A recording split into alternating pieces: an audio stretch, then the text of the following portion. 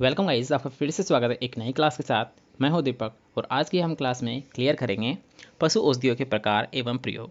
याद रखिएगा, आपके कृषि पर्यवेक्षक में ये एक इम्पोर्टेंट टॉपिक है, इसलिए इस क्वेश्चन के आपको याद रखिएगा इस टॉपिक के बहुत ही कम क्वेश्चंस देखने को मिलते हैं, इसलिए इस क्वेश्चन को यहाँ पर हम कवर करेंगे। अर्थात इस टॉपिक के जितने भी यहाँ पर इंपॉर्टेंट क्वेश्चंस बनते हैं उनको यहाँ पर हम कवर करेंगे।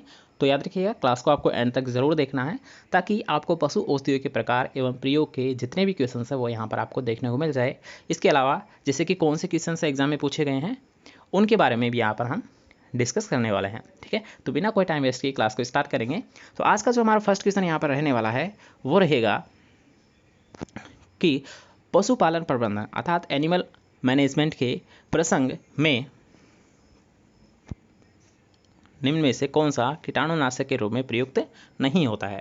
ठीक है, यहाँ पर पूछा गया था कौन सा नहीं होता है, तो अकॉर्डिंग टू ऑप्शन अगर बात करें तो आयोडीन, पोटेशियम परमैंगनेट, फॉर्मेलिन और एथाइल अल्कोहल। तो इनमें याद रखिए आयोडीन का यूज़ नहीं किया जाता, बाकी जितने भी है उनका यूज़ किया जाता है। और ये क्वेश्चन आपके सुपरवाइज़र 2013 में क्वेश्चन पूछा गया है। ठीक है, क्लियर रहेगा। चलिए नेक्स्ट क्वेश्चन की यहाँ पर बात करेंगे। वे रसायन जो फफूंदी एवं जीवाणुओं से प्राप्त होते हैं तथा सूक्ष्म जीवों की वृद्धि को रोकते हैं, अर्थात याद रखिएगा इन्हीं से प्राप्त होते हैं और इन्हीं की ग्रोथ को रोकते हैं। तो इस प्रकार के जो होते हैं याद रखिएगा वे रसायन वो क्या कहलाते हैं, वो कहलाते हैं याद रखिएगा प्रतिजैविकी, या फिर जिसे हम बोल देते हैं एंटीबायोटिक्स। क्या होते हैं ये? एंटीबायोटिक्स होते हैं। नेक्स्ट क्वेश्चन है, काफ़ी इंपॉर्टेंट क्वेश्चन है कि खुरपक्का व मुहपक्का में खुर धोने हेतु फुटबाथ में प्रयोग में करते हैं वो किसका यूज़ किया जाता है? तो नीला थोथा, जिसे हम याद रखिएगा कॉपर सल्फेट के नाम से भी जानते हैं, CuSO4 अर्थात कॉपर सल्फेट के नाम से जिसे जानते हैं, तो इसका यूज़ किया जाता है फुटबाथ के लिए। क्यों? क्योंकि यहाँ पर इंपॉर्टेंट क्वेश्चन इसलिए बन जाता है क्योंकि आपका लगभग जो क्वेश्चन पूछे जाते हैं वो खुरपक्का या मुहपक्का से ही पूछे जाते हैं। ठीक है, तो इसका विशेष तौर पर ध्यान रखना है। बाकी चलते हैं नेक्स्ट क्वेश्चन की ओर कि वे औषधियाँ जिन्हें पशुओं को खिलाने पर दस्त आते हैं अर्थात दस्त लग जाते हैं, तो इस प्रकार के जो होते हैं याद रखिएगा ये होते हैं रेचक या जिन्हें हम विरेचक कहते हैं। जो याद रखिएगा पिछले सेशन अर्थात 2021 में जो क्वेश्चन पूछा गया था वो आपके विरेचक से ही पूछा गया था, तो इसका भी आपको विशेष तौर पर ध्यान रखना है। ठीक है, चलिए नेक्स्ट क्वेश्चन की यहाँ पर बात करेंगे कि निम्न में से वमनकारी पदार्थ कौन सा है? एमेटिक्स। तो याद रखिएगा फिटकरी है, नीलाथ होता है फिटकरी, ये सारे क्या है याद रखिएगा एमेटिक्स या फिर वमनकारी होते हैं, अर्थात ये क्या करते हैं? उल्टी कराने का काम करते हैं। क्या करते हैं? उल्टी कराने का काम करते हैं। नेक्स्ट क्वेश्चन की यहाँ पर बात करेंगे कि विष के प्रभाव अर्थात इफेक्ट ऑफ पॉइजन को कम करने वाली औषधियाँ क्या कहलाती है? तो ये कहलाती है एंटीडोट्स अर्थात प्रतिकारक। जहर को कम करने के लिए एंटीडोट्स का यूज़ किया जाता है। आपने नॉर्मली ये वर्ड सुने होंगे बहुत सारे। तो नेक्स्ट क्वेश्चन की यहाँ पर बात करेंगे कि वे रसायन जिसके उपयोग से पशु अचेत हो जाता है या फिर आप बोल सकते हो बेहोश हो जाता है, तो इस प्रकार की दवाई याद रखिए निषेधक या फिर संवेदनहारी कहलाती है। निषेधक या संवेदनहारी कहलाती है। निम्न में से स्तंभक कौन सा है? स्तंभक का मतलब होता है याद रखिएगा कोई जैसे कि खून का भाव रुक ही नहीं रहा है, तो उस स्तंभ में क्या करेंगे हम, उस स्टेज में क्या करेंगे, जैसे कि आपने नॉर्मली देखा होगा जब सेविंग वगैरह यूज़ करते हैं तब अगर मान लीजिए कट लगा जाता है तो सलून वाले क्या करते हैं? फिटकरी का यूज़ करते हैं। तो फिटकरी क्या है? एक स्तंभक है, अर्थात ये क्या करेगी, जो ब्लीडिंग हो रही है उसे ये रोक देगी। ठीक है, तो इस प्रकार से इनका आपको फिटकरी का तो विशेष तौर पर ध्यान रखना है। इसके अलावा आपको ध्यान रखना है जैसे अफीम होता है, टिंचर आयोडीन है, तो ये सारे क्या होता है? स्तंभक होता है। स्तंभक के बारे में अभी हमने जाना, स्तंभक क्या होते हैं? जो ब्लीडिंग वगैरह को रोक देते हैं वही स्तंभक कहलाते हैं। ठीक है, याद रखिएगा। चलिए नेक्स्ट क्वेश्चन के यहाँ पर बात करेंगे कि तारपीन का तेल किस काम में आता है? तो याद रखिएगा तारपीन का तेल है आपके स्पष्ट सिलेबस में दे रखा है, ये मर्दन तेल है अर्थात मालिश करने के लिए इसका यूज़ किया जाता है। ऑप्शन नंबर फर्स्ट इसका करेक्ट आंसर हो जाएगा। नेक्स्ट क्वेश्चन है कि निम्न में से उत्तेजक अर्थात स्टिमुलेटर हार्मोन कौन सा होता है या फिर कौन सी दवाई है? तो ऑप्शंस आपने देखिए हैं यहाँ पर, तो इसके अकॉर्डिंग हमारा जो राइट आंसर रहेगा फर्स्ट ऑप्शन यहाँ पर देख लीजिए एल्कोहल। एल्कोहल क्या है? एक उत्तेजक का कार्य करता है अर्थात एनर्जी प्रोवाइड करवाता है। नेक्स्ट क्वेश्चन यहाँ पर हमारा है 11वां नंबर का क्वेश्चन कि आंतरिक परजीवी को नष्ट करने के लिए कितने प्रतिशत नीलाथ होता? नीलाथ होता अभी आपको बताया कि कॉपर सल्फेट को ही नीलाथ होता के नाम से जाना जाता है, तो यहाँ पर पूछा गया है कि आंतरिक परजीवियों को नष्ट करने के लिए कितने प्रतिशत नीलाथ होता का प्रयोग किया जाता है? तो याद रखिए 1%। नेक्स्ट क्वेश्चन है कि FMD में रोग में फुटबाथ के रूप में कितने प्रतिशत नीलाथ होता काम में लेते हैं? तो अभी हमने जाना याद रखिएगा कि जो फुटबाथ किया जाता है, ठीक है, यहाँ पर आप देख पा रहे होंगे तीसरा क्वेश्चन कि जो फुटबाथ किया जाता है खुरपक्का व मुहपक्का अर्थात FMD रोग में यह किया जाता है नीलाथ होता से, और इसका कितना % यूज़ किया जाता है? याद रखिएगा मात्र 1% यहाँ पर यूज़ किया जाता है। कितना यूज़ किया जाता है? मात्र 1% यहाँ पर यूज़ किया जाता है।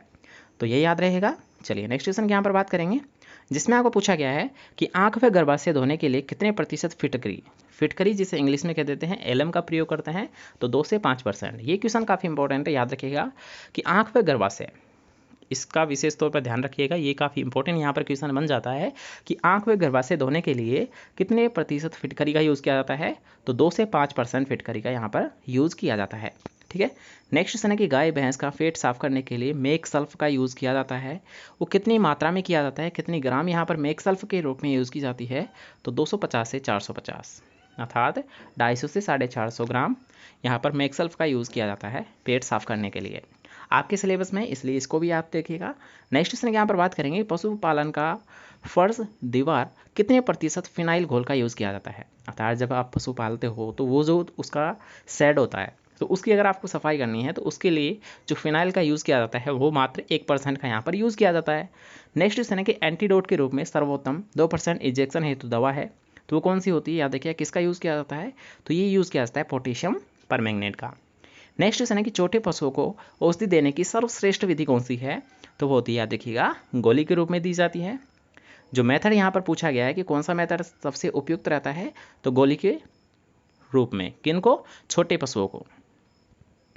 नेक्स्ट क्वेश्चन आपको पूछा गया है कि मुंह द्वारा औषधि देने की तरीकी या फिर विधि कौन सी होती है, तो याद रखिएगा जैसे कि आप यहाँ पर देख पा रहे होंगे ऑप्शंस कि लोए अर्थात ब्लोज के रूप में, गोली अर्थात पिल्स के रूप में, या फिर कैप्सूल या तरल के रूप में। ठीक है, तो ऐसे क्वेश्चंस में आपको दिक्कत नहीं आने वाली है, अर्थात अकॉर्डिंग टू ऑप्शंस यहाँ पर सारे हमारे करेक्ट आंसर है। नेक्स्ट क्वेश्चन के यहाँ पर बात करेंगे कि पशुओं को नाक द्वारा औषधि देने का तरीका क्या कहलाता है, तो यहाँ पर याद रखिएगा एक होता है नेसल डोज, अर्थात जिसे हम बोल देते हैं नासिका डोज, और दूसरा होता है बफारा। बफारा मतलब एक तरीके से याद रखिएगा बाफ के द्वारा क्या होता है, पशुओं को दवाई दी जाती है।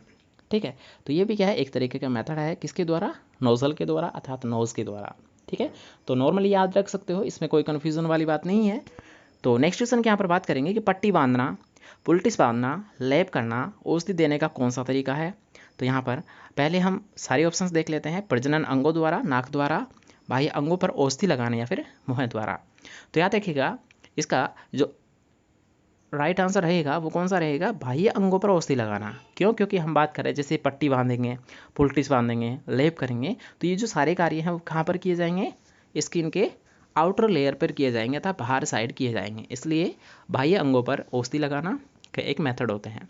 नेक्स्ट क्वेश्चन है कि इंजेक्शन लगाने के तरीके या फिर माध्यम होते हैं, तो याद रखिएगा जो इंजेक्शन होते हैं या 2-3 प्रकार के होते हैं, अंतः त्वचा वाले होते हैं, अंतस्थ त्वचा होते हैं, और अंतः सिरा वाले होते हैं। ठीक है, तो यहाँ पर याद रखिएगा सारे ही है, अर्थात तीनों टाइप के हैं। आपको याद रखना है कि इंजेक्शन लगाने के कितने टाइप है, एक होता है अंतः त्वचा वाला, अंतः पेशी वाला, और अंतः सिरा वाला। ठीक है, सारे इंग्लिश में भी आप एक बार देख सकते हो, सब क्यूटेनियस, इंट्रामस्कुलर, इंट्रावेनस। ठीक है, नेक्स्ट क्वेश्चन है कि प्रजनन अंगों द्वारा औषधि देने की विधियाँ क्या कहलाती है, तो यहाँ पर गर्भाशय डोज, योनिवर्ती और एनीमा। प्रजनन अंगों द्वारा औषधि देने की विधियाँ कौन कौन सी है, याद रखिएगा 2 ही होती है, एक होती है गर्भाशय डोज और एक होती है योनिवर्ती अर्थात वेजाइनल, ये याद रहेंगे। नेक्स्ट क्वेश्चन है कि पशुओं को दी जाने वाली औषधि की मात्रा किस पर निर्भर करती है, तो याद रखिएगा ये पशु के उम्र और भार पर भी डिपेंड करती है, पशु की क्या जाति है उस पर भी ये डिपेंड करती है, और बीमारी की कौन सी अवस्था है, जैसे कि मान लीजिए एक तो स्टार्टिंग फॉर्म है, या फिर एंड फॉर्म है, या फिर चरम पर है बीमारी, उस पर ये डिपेंड करेगी। एक पशु छोटा है या फिर बड़ा है उस पर भी डिपेंड करती है, और इसके अलावा जाति कौन सी है, जैसे कि गाय है, भैंस है, भेड़ है, बकरी है, तो इस पर भी डिपेंड करती है कि उसको कितनी डोज यहाँ पर दी जाएगी। तो ऐसे क्वेश्चन से आसानी से आप कर सकते हो।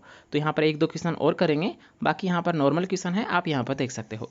ठीक है, नेक्स्ट क्वेश्चन के यहाँ पर बात करेंगे कि गौशाला की सफाई में प्रयोग करते हैं, तो फिनाइल का यूज़ किया जाता है। सफाई करने के लिए किसका यूज़ किया जाता है, फिनाइल का यूज़ किया जाता है। नेक्स्ट क्वेश्चन है कि पशुओं को दी जाने वाली औषधि की मात्रा किस पर निर्भर करती है, तो जस्ट अभी आपको बताया कि पशु की जाति क्या है, उम्र क्या है, उसका रोग की अवस्था क्या है, ये सारी अवस्थाएं डिपेंड करती है।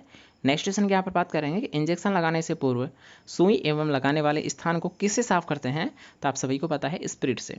किससे साफ किया जाता है, स्पिरिट से साफ किया जाता है। अब नेक्स्ट क्वेश्चन है कि जीवाणु रोधक से संबंधित यहाँ पर कुछ क्वेश्चंस दिए गए हैं, तो जीवाणु रोधक के आपको पहले तो एग्जाम्पल याद रखना है।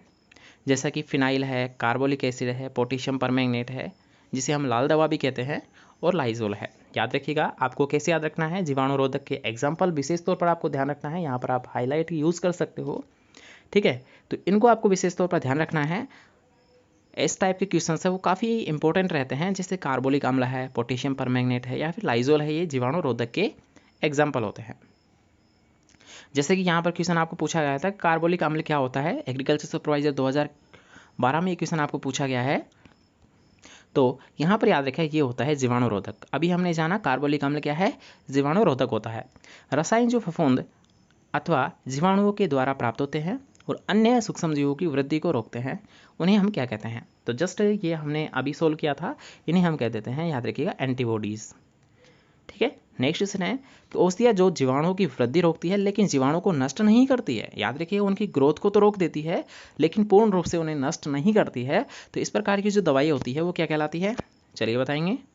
एंटीबॉडीज़ होती है, एंटीसेप्टिक होती है। पहले ऑप्शंस देख लीजिए चारों, उसके अकॉर्डिंग यहाँ पर हम बात करेंगे। तो ये होती है, याद रखिए, जीवाणुरोधक अर्थात एंटीसेप्टिक होती है। क्लियर, एंटीसेप्टिक होती है अर्थात जीवाणुरोधक होती है। रोधी मतलब उनकी ग्रोथ को तो ये रोक देती है लेकिन उन्हें नष्ट नहीं करती है। ओके, नेक्स्ट क्वेश्चन के यहाँ पर बात करेंगे हम। यहाँ पर 30 क्वेश्चंस को आज कवर करेंगे, बाकी क्वेश्चंस हम नेक्स्ट सेशन में यहाँ पर कवर करेंगे। तो लास्ट क्वेश्चन यहाँ पर रहेगा कि निम्न में से एंटीसेप्टिक औषधियाँ कौन सी है। तो जैसे कि ऑप्शन आप देख पा रहे होंगे, फिनाइल है, कार्बोलिक अम्ल है, पोटेशियम परमैंगनेट है। तो ये सारी क्या होती है, एंटीसेप्टिक औषधियाँ होती है। तो इसका राइट आंसर क्या हो जाएगा, उपरोक्त सभी या फिर ऑल ऑफ दिस, ठीक है। तो इसके अलावा कुछ क्वेश्चंस यहाँ पर आप देख पा रहे होंगे, बाकी हम नेक्स्ट सेशन में यहाँ पर कवर करेंगे। इसके अलावा एक और क्वेश्चन यहाँ पर आप देख सकते हो, 46 नंबर का क्वेश्चन आप विशेष तौर पर ध्यान रखिए। ये क्वेश्चन आपको पूछा जा सकता है कि पशुओं के गर्भाशय अर्थात यूटेरस को धोने में प्रयोग करते हैं। तो याद रखिए 1 से 2% एल्कोहल का यूज़ किया जाता है। काफ़ी इंपॉर्टेंट क्वेश्चन है, इसको आप विशेष तौर पर ध्यान रखें कि पशुओं के गर्भाशय को धोने में प्रयोग करते हैं तो 1 से 2% लाइजोल का यहाँ पर प्रयोग किया जाता है। ओके,